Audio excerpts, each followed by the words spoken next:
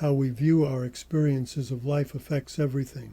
There are many elements that contribute to living one's life on life's terms. The principal and overriding one is the framework that we primarily use to view our relationship to life in general. Fundamentally, we either play our lives from the position of being the effect of what people, places, events, and things do to or for us, or from the position of being cause of all our experiences of life.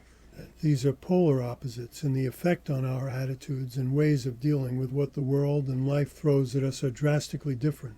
The world viewed from the position of effect has us feeling and acting like the universal victim. Country songs and most love songs are written from this viewpoint. Like "She Stole My Heart and Stomped That Sucker Flat" is written by someone who has given his power to control his heartstrings over to his partner and was powerless to do anything about it other than whine about being the victim. Another one, "If This Isn't My Birthday, How Did I End Up With a Loser Like You?" as if the speaker had no choice in who his, her partner would be. When viewing life from this position, creative options of what to do about lousy bosses or business partners, poor or oppressive work or living conditions, economic downturns, health problems, and problem spouses and children evaporate into a sea of recriminations, resentments, and feelings that there is no way out. All of these share a common thread. They are looking for an external rescuer, be it a person, a force of nature, or an event, and see none coming to the rescue. The problem is they are looking for a rescuer in all the wrong places. When viewing the world from the position of cause, the world becomes very doable. Viewed from this perspective, I recognize that I am cause of all of the above and that I have choice to do something to change or work towards a change if it becomes not to my liking. With this attitude, I can only be locked into bad things with my consent.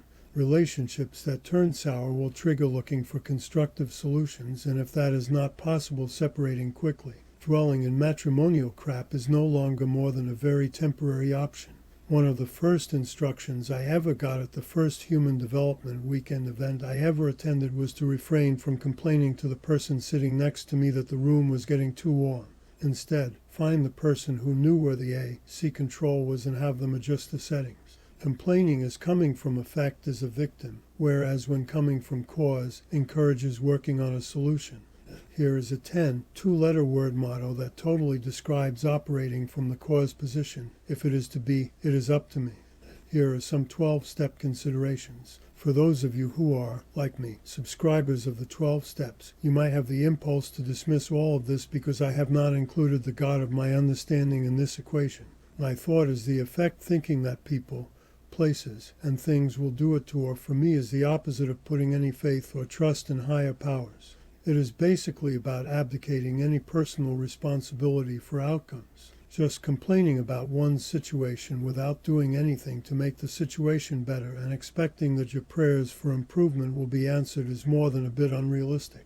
Hoping and praying for the best without doing the work is just a wish. Operating from the cause position involves working towards the best by doing the footwork and trusting that God will support that effort and provide guidance via feedback from the results of that footwork. To me, the third step involves a division of effort between me and God.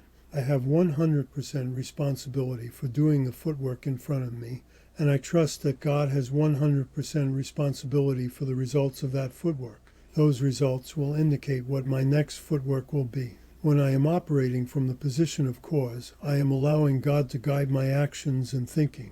I trust that I am being directed towards responsible action. When I listen to that still, small voice inside me, some might call it the voice of conscience. That is certainly a part of that voice. Once that voice is identified through its distinctive tone, it will be easier to hear the rest of what is inspired guidance and not just the normal internal chatter.